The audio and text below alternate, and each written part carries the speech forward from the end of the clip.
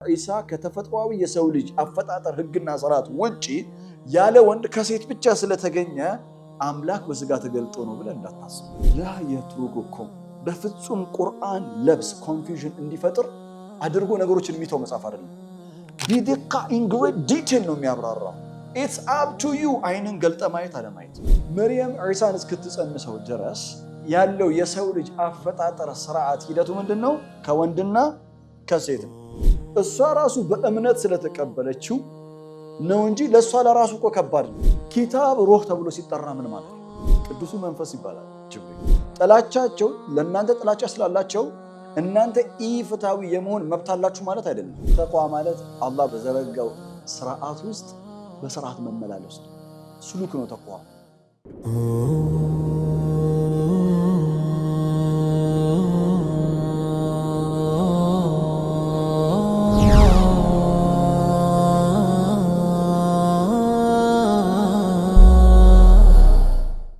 ቁርአን ውስጥ ሩህ ተብለው የተጠሩ ነገሮችን እንዳስሳለን። ቁርአን ውስጥ ሩህ ተብለው የተጠሩ በቁርአን ውስጥ ሩህ የሚለው ቃል በተለያዩ ቦታዎች ስናገኘው የተለያየ ትርጓሜን ይወክላል። አሁን አንዳንድ ጊዜ ደግሞ ተመሳሳይ ቃሉ ተመሳሳይ ነው። ነገር ግን ቃሉ የገባበት ኮንቴክስት አውዱ ማተር ያደርጋል። ምሳሌ ልስጣችሁ። ተቋ አሁን እናንተ የምታውቁት ትርጓሜ አለ አይደል? ተቋ ቁርአን ውስጥ ለምሳሌ ሱረቱል ማኢዳ ስትሄዱ ቁርአን ውስጥ ሱረቱል ማኢዳ ላይ ወላ የጅሪመነኩም ሸነአኑ ቀውሚን አላ ተዕዲሉ፣ የጠላቶች ጠላትነት ፍትሃዊ ከመሆን እንዳያግዳችሁ። የጠላቶች ጠላትነታቸው ፍትሃዊ ከመሆን ምን እንዳይላችሁ እንዳያግዳችሁ። ያ ማለት ለጠላት ምን ሁኑ እያለ ነው? ፍትሃዊ ሁኑ። ጥላቻቸው ለእናንተ ጥላቻ ስላላቸው እናንተ ኢፍትሃዊ የመሆን መብት አላችሁ ማለት አይደለም። እስ ዲፕ ኮንሴፕት ነው አይደል? ከዛስ ምን አለ? ወላ የጅሪመነኩም ሸነአኑ ቀውሚን አላ ተዕዲሉ ዒዲሉ፣ ፍትሃዊ ሁኑ። ሁወ እርሱ ፍትሃዊ መሆን ሁወ አቅረቡ ሊተቅዋ፣ ለተቋ የቀረበ ነዋል። በሌላ አባባል በፍትህ ኢቭን ለጠላት እንኳን በፍትህ መዳኘት ፍትህን መስጠት ምንድነው አለ? ተቋ ነው አለ። ተቋ መገለጫ አለው። እርሱ ምንድነው? ፍትሃዊ መሆን። የፍትሃዊነት ሌላኛው ገጹ ምን ይባላል? ተቋ ይባላል። ፍትሃዊነትን የሚወልደው ማን ነው? ተቋ ነው። ተቋ ከሌለ ፍትሃዊ ልትሆን አትችልም ማለት ነው። አያ አሁን የተቋ ፐርስፔክቲቭ ኮምፕሊትሊ የቀየረው ምኑ ነው? ሲያቁ አውዱ ኮንቴክስቱን ተግባብተናል እንጂ አሁን ተቋን ስናስብ ይሆናል ይሄን እየፈሩ በቃ ማልቀስ ስቅ ያ አላህ አረለ። ተቋ ማለት አላህ በዘረጋው ስርዓት ውስጥ በስርዓት መመላለስ ነው። ስሉክ ነው ተቋ። ብዙ ሰው እኔ ተቋ የለኝም ብሎ ነው የሚያስበው። እውነት ሐሰት ስላልገባን እኮ ነው። ለሰላት የምንሯሯጠውን ያህል የእውነተኛ ለተቋ እንሯሯጣለን። ለሰላት የምንሯሯጠውን ያህል እውነተኛ ለመሆን ሐቀኛ ለመሆን የእውነት ሰዎችን አፍቃሪ ለመሆን የእውነት ሰዎችን ወዳጅ ለመሆን የእውነት ሌሎችን ለመርዳት ከአኖ ናህና 5 ወቅት ሰላት እንደምንም ብለህ ተሯሩጠ እንደምንም ብለህ ከሰገድክ አንተ በቃ የኢማን ጥግ በጣም። ከዛስ በቀን 5 ወቅት ሰላት የሚሰግዱትስ አንቺ እንዴት እንደሚያዩሽ በንቀት ነው የሚያዩሽ። አንቺን ብሎ ሙስሊም ያ አላሉም፣ ግን ሐልየን በደንብ ነው። አረ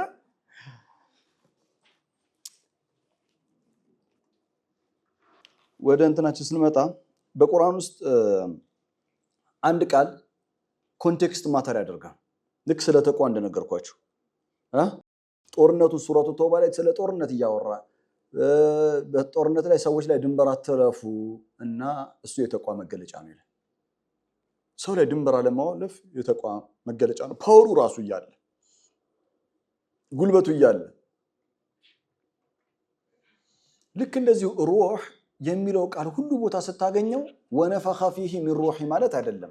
አካልና ነፍስ ተጣምረው የነፍስ ነፃ ምርጫዋን ሚናዋን እንድትጫወት የሚያደርገው ሩህ ነው ማለት አይደለም። ሩህ በብዙ አይነት መንገዶች ራሱ ቃል ተጠቅሞታል ቁርአን ውስጥ።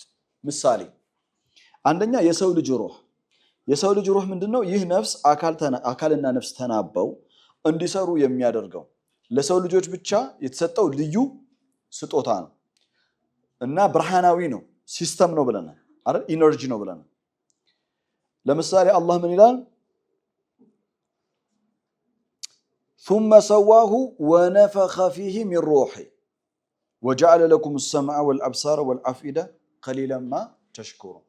شوف ثم سواه بمعنى ثم بث فيه الحياة أرى نفس زرابة تزيلات سورة السجدة سنمر الذي أحسن كل شيء خلق وبدأ خلق الإنسان من طين ثم جعل نسله من سلالة من ماء مهين ثم سواه ونفخ فيه من روحه وجعل لكم السمع والأبصار والأفئدة قليلا ما تشكرون.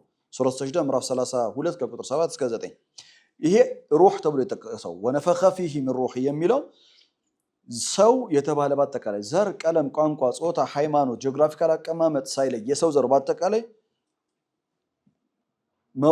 ሙከወነቱል ኢንሳን የሰው ልጅ አወቃቀሩ አካል ኦኬ ማለትም ጀሰድ ከነፍስ ጋር ጅስም ከዛ ወነፈኸ ፊህ ሚን ሩህ አስበሐ ኢንሳንን ሰው ሆነ ማለት ነው አይደለ?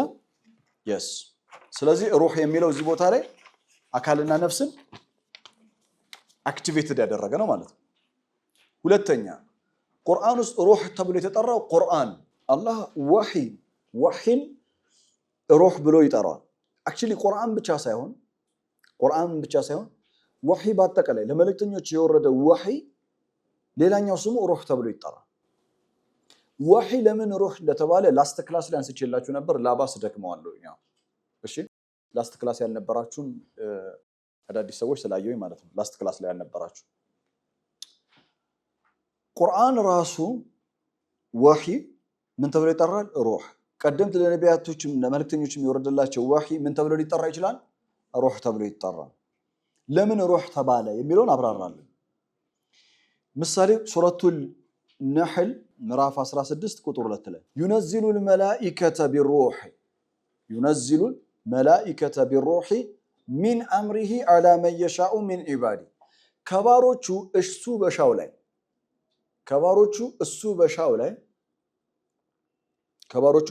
ላይ መላእክቶችን ሩህ ሰጥቶ ሚን አምሪሂ ከሱ የሆነ ትእዛዝ ሩህ ሰጥቶ ይልካቸዋል። ሹፍ ዩነዚሉል መላኢከተ ቢሩህ መላእክት ተተነዘል ቢሩህ ማለትም ምን ይዛ ሩህን ይዛ هذا الروح من امر الله ከአላህ የሆነ አምር ወሂ ማለት ነው። ከአላህ የሆነውን ወሂ መላእክቶች ይዘውት የሚወርዱትን ምን ብሎ ጠራው? አንድ ሩህ ብሎ ጠራው። ሁለተኛ ሚን አምሪሂ ነው አለ። ከአላህ ምንድነው? ዳኢመን في القرآن الكريم روح تتعلق بأمر الله ዳኢመን ቁርአን ውስጥ all the time ሩህ ከማን ጋር ነው ኮኔክሽን ያላት? ከአምር ጋር። ከማን ጋር ነው? ነፍስስ ኸልቅ ናት። ታውቃተና እሺ ዩነዚሉል መላኢከተ ቢሩህ ሚን አምሪሂ ዐላ መን የሻኡ ሚን ዒባዲ በዚህ ሩህ ውስጥ ያለው ማዕከላዊ አስተምሮት ምንድነው? አን ሙፈሲራ አን አንዚሩ አስጠንቅቁ፣ መልእክተኞችን አስጠንቅቁ የሚል ኦኬ። ፎከስ የሚያደርጉት ትምህርት ምን ላይ ነው? አነሁ ላ ኢላሃ ኢላ አና ፈተቁን ሱብዩሩፉን ይወላችሁ። እስከዛሬ ድረስ ለጀሚዕል ሙርሰሊን ለመልእክተኞች በአጠቃላይ የተሰጣቸው ዲቫይን ሪቪሌሽን በውስጡ የያዘው ማዕከላዊ ሴንትራል ቃሲደል ኪታብ የኪታቡ ማዕከላዊ አስተምሮ ሴንትራል ሜሴጅ የሁሉንም እኮ ነው በአንድ ቃል ውስጥ ነው የነገረን። ዩነዚሉል መላኢከተ ቢሩህ ሚን አምሪሂ ዐላ መን የሻኡ ሚን ዒባዲሂ ምን የሚል ነው ሜሴጁ? አን አንዚሩ አነሁ ላ ኢላሃ ኢላ አና ከእኔ በስተቀር በእውነት የምትገዙት አምላክ የላችሁም የሚል ሴንትራል ሜሴጅ ይሄ ነው። ይሄንን የተቀበላችሁ ጊዜ ደግሞ ፈተቁን ወዲያውኑ ምን ይወለዳል? ተቅዋ ይወለዳል። The entire messengers ሩሃቸው በሰጣቸው ሩህ ውስጥ ያለው ሜሴጅ ምንድነው? እነሁ لا إله إلا أنا فاتقون. What a beautiful expression is it? አገላለጽ ይገርም ነው። ቁርአንን ሩህ ብሎ ሲጠራው ሱረቱ ሹራ ምዕራፍ 42 ቁጥር 52 ላይ وكذلك أوحينا إليك روحا من أمرنا ما كنت تدري ما الكتاب ولا الإيمان ولكن جعلناه نورا نهدي به من نشاء من عبادنا وإنك لتهدي إلى صراط مستقيم. ما هو هذا الصراط المستقيم؟ صراط الله الذي له ما في السماوات وما في الأرض. ቁርአን ምን ተብሎ ተጠርቷል? ሩህ ተብሎ ተጠርቷል። ቀደምት የነበሩት ሪሳላዎች ምን ተብሎ ተጠርቷል? ሩህ ተብሎ ተጠርቷል። ኪታብ ሩህ ተብሎ ሲጠራ ምን ማለት ነው? አረ ጥያቄያችሁ አሁን ኪታብ ሩህ ተብሎ ሲጠራ ምን ማለት ነው? ኪታብ ውስጥ ማዕሪፋ አለ፣ ናውሌጅ አለ አይደል? መጽሐፍ ውስጥ ያ ናውሌጅ ሚን አምሪላህ ነው፣ ሚን ዒልሚላህ ነው፣ ያለ የሆነ እውቀት ነው። ራይት ሶ ያዝልኝ ይሄን ማዕሪፋ አለው። ሁለተኛ ኪታብ ውስጥ አምር ወነሂ አለ፣ ትእዛዝ አለ፣ ክልከላ አለ። ይውጀድ አምር ወነሂ። አምር ወነሂ ያው ቃሉን ስሙት። አምር ወነሂ ትእዛዝ አለ፣ ክልከላ አለ። አምር ወነሂ ስላለው ምንድነው? ሩህ ነው። ምክንያቱም ሩህ ምንድናት ብለናል? ሚን አምሪላህ ናት። ተጓተና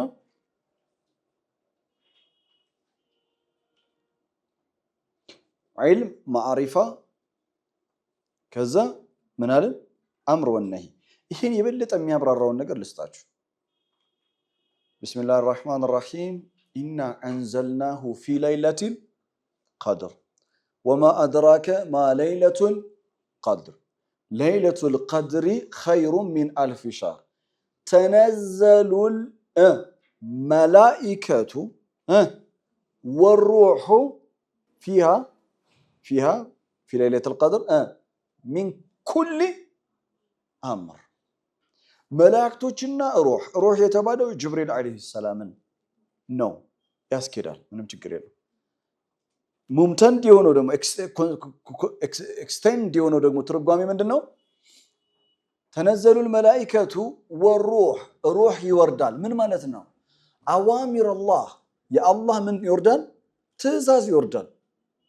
የአላህ ምን ይወርዳል? ትእዛዝ ይወርዳል። ለይለቱል ቀድር ላይ ትእዛዝ ይወርዳል አይወርድም? ይወርዳል። በዚህ ዓመት ማን ነው የሚሞተው? በዚህ ዓመት ምንድነው ማን ነው የሚወልደው? በዚህ ዓመት የሚኖረው ዩኒቨርሱ ላይ የሚኖሩ ክስተቶች ምንድናቸው? እነዚህ አዋሚር ናቸው አይደለም? ራይት ካለመል ኸልቅ ነው ካለመል አምር ነው የሚመጣው? ካለመል አምር ነው።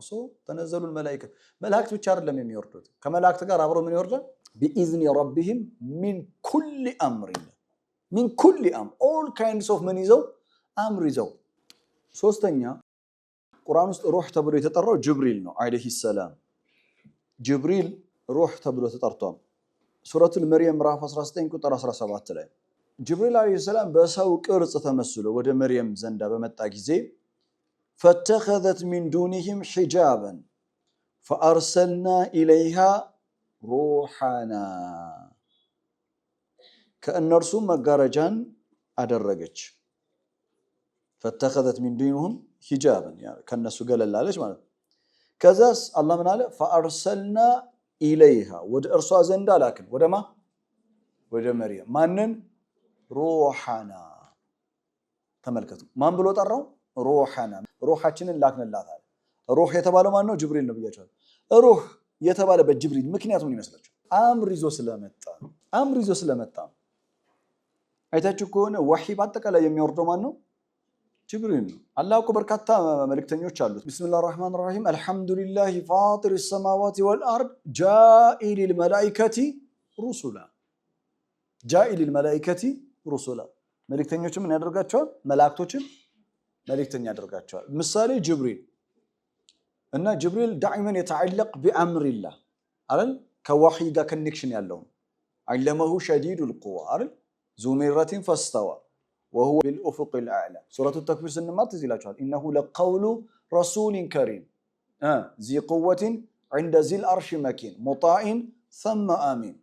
ራይት ሶ ጅብሪል ሩህ ተብሎ ይጠራል። አንደኛው መርየም 19:17 ላይ ፈተኸዘት ሚን ዱኒሂም ሒጃበን ፈአርሰልና ኢለይሃ ሩሐና ፈተመሰለ ለሃ ኢንሳነን ሰውያ ይላል። በሸረን ሰውያ ለምን ኢንሳነን ሰውያ ሊማዛ በሸረን ሰውያ አለ? ኢንሳንን ሰውያ ቢል ልክ ነው ወይ? ኢንሳን ብሎ ቢጠቀም እኛው በአማርኛችን ኢንሳን ሰው ነው፣ በሸርም ሰው ነው። ሁለቱም ሰው ነው እኮ ባይዘው ኢንሳንም ሰው ነው፣ በሸርም ሰው ነው። ግን መታ አልቁርአኑል ከሪም የስተዕሚል በሸር መታ ለም የስተዕሚል ኢንሳን። ኢንሳን የሚለውን መቼ ነው የማይጠቀመው? በሸር የሚለውን መቼ ነው የሚጠቀመው? የሩህ አጀንዳ ካለቀ በኋላ የሚመጣ ሐሳብ ነው። እሺ ፈተመሰለ ለሃ በሸረን ሰውያ ቁርጥ ሰው ተመሰለላታል። መስሎ የመጣ ግን ያን ሆነ ምን በሸር። እሺ ሌላኛው ጅብሪልን አላህ ሩህ ብሎ ግን አድጀክቲቭ ጨምርለታል። ሩሁል ቁዱስ ብሎ ይጠራዋል። ሶ ቢዩቲፉል ኔም ነው ባይዘው ሩሁል ቁዱስ የሚያምር ነው። ቅዱሱ መንፈሳችን ነው። ቅዱሱ መንፈስ ይባላል ጅብሪል። ሩሁል ቁዱስ ማለት ቅዱስ መንፈስ ማለት። እስቲ እንየው ለማንኛውም ከመቃወማችን በፊት ሱረቱ ነህል ምዕራፍ 16 ቁጥር 2 ላይ ቁል በላቸው ነዘለሁ አውርዶታል በላቸው። ምኑን አምሩን ማለትም ወህይ አይደል? ቁል ነዘለሁ ሩሁል ቁዱስ አውርዶታል ሚን ረቢከ ካንተ ጌታ ዘንድ ሚን ረቢከ ቢልሐቅ ሙልተቢተን ቢልሐቅ። ሁለተኛ with full purpose በዓላማ ቁል ነዘለሁ ሩሁል ቁዱስ ሚን ረቢከ ቢልሐቅ። ዓላማው ከዓላማዎቹ መካከል ሊዩሰቢተ الذين آمنوا ሪሳላውን የተቀበሉ ያመኑትን ምን ሊያደርጋቸው? ሊያጸናቸው። ቁርአን ከሚጫወተው ሚና መካከል አንዱ ያጸናል፣ ጽናትን ይሰጣል። ወሁደን ይመራል። ወቡሽራ ምስራች ነጋሪ ነው። ሊልሙስሊሚን ለሙስሊሞች። አማርኛውን ትርጓሜውን ተመልከቱት። እነዛ ያመኑትን ለማረጋገጥ ሙስሊሞችን ለመምራትና ለማበሰር ማለትም ቁርአንን ቅዱሱ አይደለም የሚለው ቅዱሱ መንፈስ ማለትም ጅብሪል እውነተኛ ሲሆን ከጌታ ዘንድ አወረደው በላቸው። ዘንድ እኔ ነኝ የጨመርኩት እና ቅዱስ መንፈስ አለ ለብዬ ጅብሪል ቅዱስ መንፈስ ተብሎ ይጠራል። አያቸው አሁን ቅዱስ መንፈስ ብዬ ሳወራ ሁላችሁም አእምሯችሁ ሄደው ሌላ ቦታ ነው አይደል? ቃላቶች ሁሉ ከጀርባቸው ምን አለ? ኮንሴፕት አለ። እሺ ስለ ሩህ አጀንዳ እየቃኘን ነው። ቁርአን ውስጥ ሩህ ተብሎ የተጠሩት አውስተናል። አሁን ዒሳ ላይ መተናል። የዛሬው ትልቁ ትምህርታችን ዒሳ ነው አለይሂ ሰላም። ቁርአን ውስጥ አይታችሁ ከሆነ ዒሳ አለይሂ ሰላም በሩሁል ቁዱስ አግዘነዋል ይላል አላህ። ኡይደ ቢሩሂል ቁዱስ ዒሳ ምናነሳው ጥያቄ ሊማዛ ኡይደ ቢሩሂል ቁዱስ፣ ለምንድነው በሩሁል ቁዱስ በቅዱሱ መንፈስ የታገዘው? ሁለተኛ በቅዱስ መንፈሳችን አግዘነዋል ሲል ቅዱስ መንፈስ የተባለው ምንድነው? ዒሳ ኡይደ ቢሩሂል ቁዱስ ማለት ምን ማለት ነው? ይሄን ነው የምንፈታው ዛሬ የምናብራራው። በጣም የሚደንቅ ትምህርት ነው አሁን የምንማረው። ጀስት ፓወርፉል ትምህርት ነው። ለኔም የማብራራቱን ጥበብ አላህ ይስጠኝ፣ ለእናንተም ልቦናውን ይስጣችሁ። የሰው ልጅ አፈጣጠር ታሪክን በተመለከተ ቁርአን ሲነግረን ሰው በአራት አይነት መንገድ ተፈጥሯል። የመጀመሪያው ሰው አደም ነው። አደምን አላህ የጀመረው ከጭቃ ነው። ሱረቱ ሰጅዳ ምዕራፍ 32 ቁጥር 7 ላይ الذي أحسن كل شيء خلق وبدأ خلق الإنسان من طين የሰው ልጅ ጅማሮ ከጭቃ ነው። ስለዚህ የሰው ልጅ የመጀመሪያው ማን ነው? አደም ነው አለይሂ ሰላም። ስለዚህ የመጀመሪያው ሰው ከጭቃ ነው የተፈጠረው። ምኑ? አካሉ አይደል? አካሉ። ሁለተኛ ሐዋ ናት። እናታችን ሐዋ አካሏ ከአደም ጎን ነው የተፈጠረችው። ነፍሷን በተመለከተ ያ አዩሃናሱ ኢተቁ ረበኩም አለዚ ኸለቀኩም ሚን ነፍሲን ዋሂዳ ወኸለቀ ሚንሃ ዘውጀሃ። ኦኬ እኛ ሁላችንም ከአንድ ነፍስ ነው ሶርሳችን ምንጫችን ሐዋንም ጨምሮ ወኸለቀ ሚንሃ ዘውጀሃ። ሁለተኛው አፈጣጠር በሌላ አባባል ምንድነው? ሐዋ የተገኘችው ያለ ሴት ነው። ክሊር አደም ያለ ወንድ ያለ ሴት ነው የተገኘው።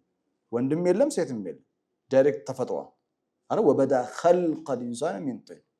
ሐዋ ማቴሪያሊ አካሏ ከምን ነው? ከአደም ነው። ሴት የለችም ያለ ሴት። ሶስተኛው የአፈጣጠር ስርዓት እኛን በተመለከተ ነው። እኛ የተገኘነው ከወንድና ከሴት ነው። through sexual intercourse ነው የተገኘነው አይደለም? ሱረቱል ኢንሳን ምዕራፍ 76 ቁጥር 2 ላይ ኢና ኸለቅነል ኢንሳነ እኛ በርግጥ የሰው ልጅ ፈጥረነዋል። ኢና ኸለቅነል ኢንሳነ ሚን ኑጥፈቲን ከኑጥፋ from a drop of sperm ሚን ኑጥፈቲን አምሻጅን የተቀላቀለ ነብተሊሂ ፈጀዐልናሁ ሰሚዐን በሲራ የወንድ የዘር ፈሳሽ ወደ ሴቷ ማህፀን ሲገባ እንቁላሉን ያፈርሳል። ከዛስ ዛይጎት ይፈጠራል፣ ጽንስ ይፈጠራል። ኖታችሁ ላይ ያለው ሱረቱ ጣሪቅን ከዚህ በፊት በጥልቀት ተመልክተናል በመደበኛው ትምህርታችን ላይ። ፈልየንዙር الانسان مما خلق ሰው ከምን እንደተፈጠረ ፈልየንዙር الانسان مما خلق deeply observe ያደርግ ሰው deeply reflect ያደርግ ከምን እንደተፈጠረ የተፈጠረበትን ኤሌመንት በትኩረት በጥልቀት ይመልከተው ተፈኩር ያርግበት ይላል። ዲፕ ሪፍሌክሽን خلق من ماء دافق ከተስፈንጣሪ የሆነ ውሃ ተፈጥሯል። يخرج من بين الصلب والترائب انه على رجعه لقادر ሱረቱ ጣሪቅ ምዕራፍ 86 ከቁጥር 5 እስከ 8 ድረስ። ሶስተኛው አፈጣጠር ምንድነው? ከወንድና ከሴት ነው። አደም ያለ ወንድ ያለ ሴት፣ ሐዋ ያለ ሴት ከወንድ፣ እኛ ከወንድና ከሴት። እኛ የማን ተቃራኒ ነን? የሐዋ ተቃራኒ ነን ወይስ የአደም ተቃራኒ ነን? የአደም ተቃራኒ። የአደም ተቃራኒ እኛ ነን። አደም ያለ እናት ያለ አባት፣ እኛ ከእናትና ከአባት ራይት። የሐዋ ተቃራኒ ያስፈልጋል። የሐዋ ተቃራኒ ማለትም ያለ ወንድ ከሴት ብቻ፣ እሷ ያለ ሴት ከወንድ አይደል የተገኘችው? ያ ኢትስ ላይክ ማትስ ሆነባችሁ አይደል? ኦኬ ተግባብተናል። አሁን የሷ የሐዋ ተቃራኒ ማን ይሆናል? ዒሳ ይሆናል ማለት ነው። የዒሳን አፈጣጠርን በተመለከተ ለምን ሩሑል ቅዱስ እንደተባለ እንቃኛለን። እሺ ሹፍ ሱረቱል አንቢያ ምዕራፍ 1 ቁጥር 91 ላይ ወለቲ አሕሰነት ፈርጃሃ ፈነፈኽና ፊሃ ሚን ሩሒና ከእኛ ዘንዳ የሆነ ሩህ ነፋንባት ይላል። ወጀዐልናሃ ወብነሃ እሷንም ልጇንም አደረግናቸው አየተን ሊልዓለሚን በወቅቱ በነበሩት ዓለሚን በወቅቱ በነበሩት ህዝብ በወቅቱ ለነበሩት ዓለሚን የሚለው በወቅቱ የነበረው ህዝብ ነው። ምልክት አድርገናቸዋል ይላል። እናትና ልጅን ምን አድርገናል? ምልክት አድርገናል። ምንድነው? ለምን እንዴት ነው ምልክት የሆነው? እናት መርየም የወለደችው በድንግልና ጸንሳ በድንግልና ነው የወለደችው። በድንግልና ጸንሳ በድንግልና ስለወለደች በሰው ልጆች ታሪክ ውስጥ ይሄ አይታወቅም። የመጀመሪያውን የአላህን ተፈጥሯዊ የሚታወቀውን ህግና ስርዓትን የጣሰ ነው። በሌላ አባባል ተቃራኒ ነው። መርየም ዒሳን እስክትጸንሰው ድረስ ያለው የሰው ልጅ አፈጣጠር ስርዓት ሂደቱ ምንድነው? ከወንድና ከሴት ነው። ዛሬም ከሷም በኋላ ዒሳም ከተወለደ በኋላ የሰው ልጅ በአጠቃላይ ምድር ላይ ያለው ከወንድና ከሴት ነው። ዒሳ አለይሂ ሰላም በመርየም በድንግልና ማህፀን ውስጥ በድንግልና ተጸንሶ በድንግልና የተወለደው ዒሳ የተፈጠረበት የአፈጣጠር ስርዓት እኛ ከተፈጠርንበት ስርዓት የተለየ ነው። ይሄ ስርዓት ኒዛም ዒሳ ላይ ተቀይሯል ነው አይደል? እንዲቀየር ያደረገው ዩኒክ ያደረገው ነገር ምንድነው? ሹፍ ፈነፈኽና ፊሃ ሚን ሩሒና ምን ነፋንባት አለ? ሩህ ነፋንባት። እስቲ የመርየምን ጉዳይ እንመልከተው። መርየም ሱረቱ አሊ ኢምራን ምዕራፍ 3 ቁጥር 49 ላይ ልጅ ትወልጃለሽ ተብሎ ብስራት በተነገራት ጊዜ በመላኩ ቃለት እንዲህ አለች፣ ረቢ ጌታዬ ሆይ አና የኩኑ ሊ ወለዱን ለኔ እንዴት ልጅ ይኖረኛል አለች። ማለት ተገርማ ነው፣ ተደንቃ ነው። ለኔ እንዴት ልጅ ይኖረኛል? ወለም የምሰስኒ ኢንሳኑ ወላ በሸሩን በሸር ነው ያለችው። ለምን በሸር አለች? እንመጣበታለን ወደፊት። ወለም የምሰስኒ በሸሩን ወንድ ቢዩቲፉል ወርድ ነው። ወለም የምሰስኒ በሸሩን ወንድ ያልነካኝ ሰው አለች። የተፈለገበት ዓላማው ምንድነው? ከወንድ ጋር ተፈጥሯዊ የሆነ ግንኙነት ሳላደርግ እንዴት ልጅ ለኔ ሊኖረኝ ይችላል? ምክንያቱም መርየም እጮኛ የላት ባል የላት እና ትወልጃለች ተብሎ ብስራት የተነገራት ነው በመልአክ። ምን እያለች ነው መርየም? ተፈጥሮ ስርዓት የሚሄደው ተፈጥሯዊ መንገዱ ምንድነው? ልጅ የሚገኘው በወንድና በሴት ግንኙነት ነው። ስለዚህ እሷ የምታውቀውን ስርዓት የሚካልፍ የሆነ አዲስ አሰራር ነው እየተነገራት ያለው። በመርየም ቦታ ብትሆኑ አስባችሁታል? መርየም አርግዛ ለሰው ምን ብላ ነው የምትነግረው? አሁን እኛ የምናውቀው ወነፈኽና ፊሃ ሚን ሩሒና፣ አይ እኔ እኮ መልአክ መጥቶ በሚስጥር ነግሮኛል፣ በሰው ተመስሎ ላውም አበርትቶኛል፣ ያ መርየሙ አላህ አስጠፋኪ ወጠኸረኪ ወስጠፋኪ አላ ኒሳኢል ዓለሚን ብሎኛል። እናም እኔ የጸነስኩት በድንግልና ነው፣ ወንድ አልነካኝም። ለእናቷ ብታስረዳት፣ ለአባቷ ብትነግረው፣ ለአክስቷ መርየም ሆፕፉሊ አክስት ይኖራታል፣ ያ ጓደኛም ይኖራታል። ምን ተብሎ ነው ለሰው ማስረዳት የሚቻለው? ሀዛ እኮ በቃ አእምሮን ገሪብ፣ በጣም እኮ አስደናቂ ነገር ነው። ከአእምሮ በላይ ነው። ፍጹም ረቂቅ ነው። ማንም ሊያምናት አይችልም። እሷ ራሱ በእምነት ስለተቀበለችው ነው እንጂ ለእሷ ለራሱ እኮ ከባድ ነው።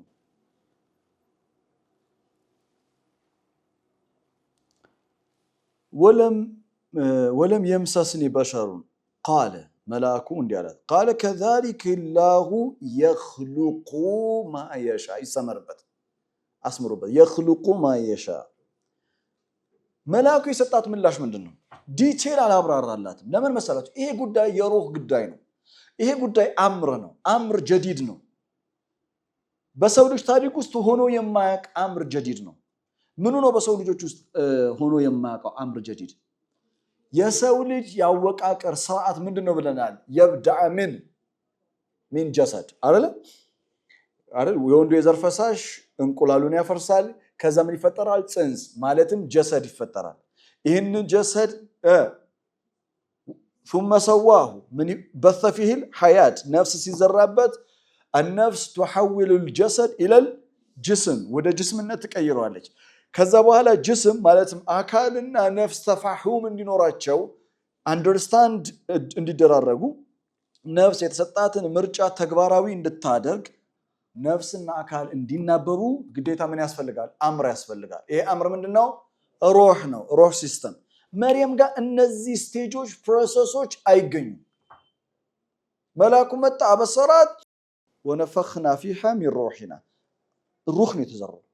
ሩህ ሲዘራ ይሄ ሩህ ምንድነው የሚሆነው? ጀሰድ ይኖራል።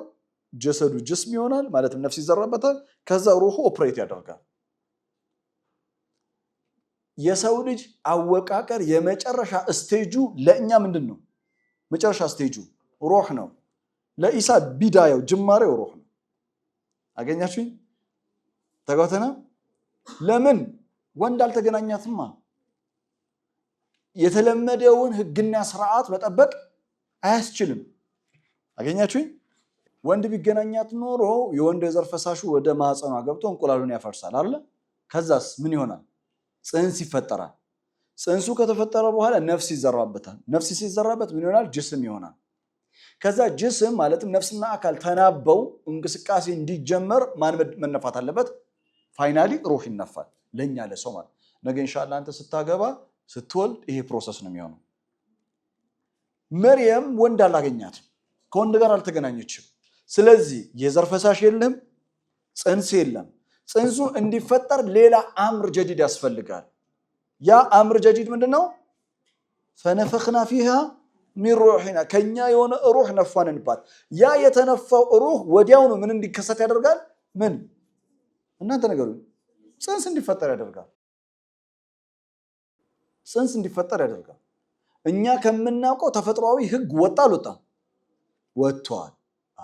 በቃ ይሄን እንድትይዝልኝ ነው የምፈልገው። ይሄን ለመረዳት ቀላል ምሳሌ ልስጥ። አደምን አላህ ሲፈጥረው ፕሮሰሱ ምንድነው? ወበዳ ኸልቀል ኢንሳነ ሚን ጢን ከጭቃ ነው የፈጠረው። ሩህ አይደለም፣ ነፍስ አይደለም።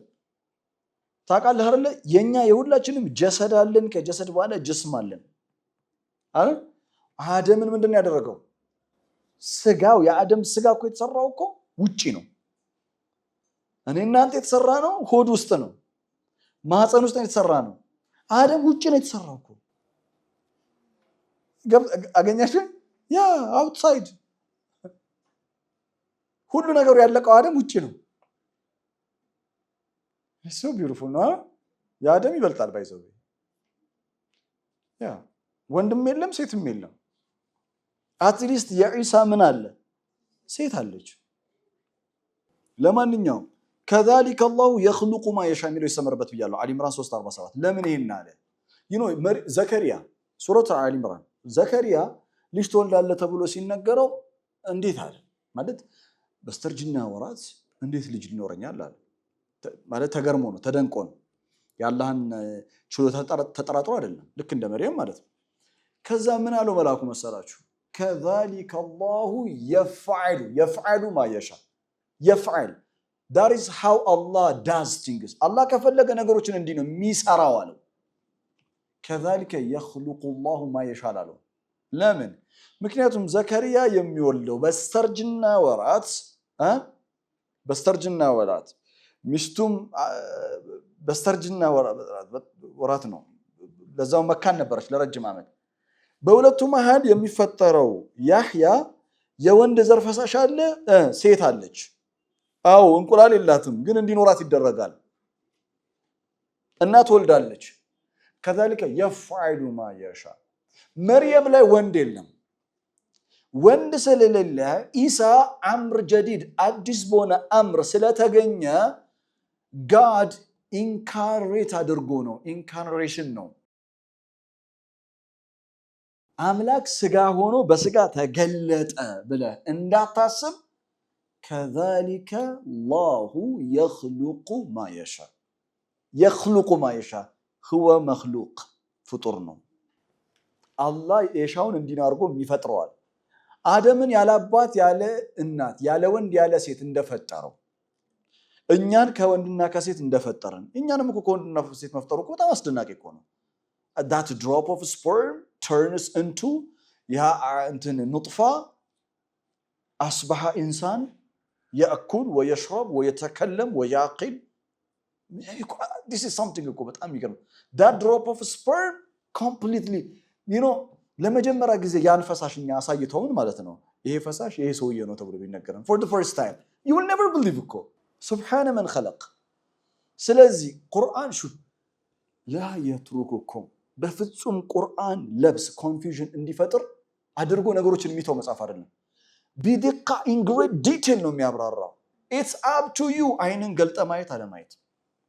ለምንድነው ለዘከሪያ ልጅን መውለድን በተመለከተ ከዛሊከ የፍዐሉ ላሁ ማ የሻ ያለው? ሊማዛ ዒሳ ጋር ሲመጣ መርየም ተደንቃ አና የኩኑ ሊ ወለዱን ወለም የምሰስኒ በሸሩን ስትል ምን አላት? ቃለ ከዛሊከ ላሁ የፍዐሉ ማ የሻ ወላ የኽሉቁ ማ የሻ። ሊማዛ?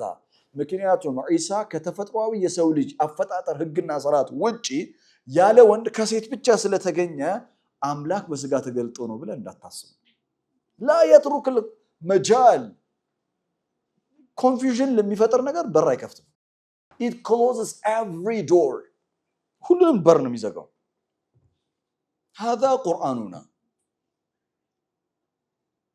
هذا قرآننا በጣም ብዙ ሰዎች ሲያወሩ ሰምቻለሁ። በጣም ብዙ ሰዎች ዒሳ ከሴት ያለ ወንድ ብቻ መፈጠሩ አምላክነቱን ያሳያል የሚሉ ሰዎች አይሜን ማለት እኛ ሰዎች ነን። አላህ አእምሮ ሰጥቶናል፣ እናስብበት እና ከሁሉም መልእክተኞች ይለሃል ስትለው እሱም በተለየ መንገድ በዚህ መንገድ የፈጠረው ለምንድን ነው የፈጠረው ካልክ መፈጠሩን እያመንክ ነው። ባይዘዌ አይ ራሱ ነው ያደረገው ካልከኝስ ራሱ አምላክ ቃል ስጋ ሆኖ ራሱ በስጋ ተገልጦ ከመጣስ ለምንድን የምትደነቀው ታዲያ? ምን ነው የሚያስደንቀው?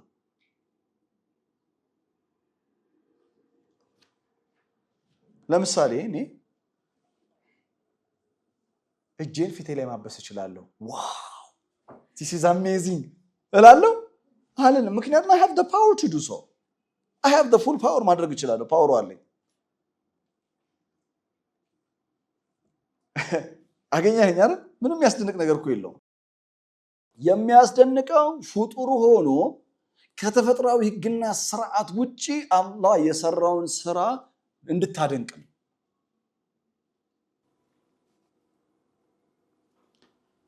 እሺ ዒሳ ፊውቸር ወደፊት ምን እንደሚሆን ራሱ ያውቃል። ገና እኮ የቀናት ልጅ ነው። ዒሳ ያደረጋቸው ታምራቶች በአጠቃላይ በምንድነው? በሩሑል ቅዱስ አማካኝነት በተሰጠው ስፔሻል አምር ምክንያት ሙሳ አለይሂ ሰላም እና ኢድሪስ አለይሂ ሰላም በፍጹም እኩል ናቸው። የሚያስቸግር ጅን ካለ ይቀጣል፣ ያስራል፣ እስር ቤት አለው። መን ሐደ አላህ ይላል። አላህን መጻረር ማለት ነው። መልእክተኞችን በደረጃ አላህ አበላልጧቸዋል። አላህን ያበላለጣቸው ቲልከ ሩሱሉ ፈደልና ባዕድሁም አላ ባዕድ። ስለዚህ ለእኛም ስፔሻል ምን ይሰጠናል ማለት ነው? ሩህ ይሰጠናል።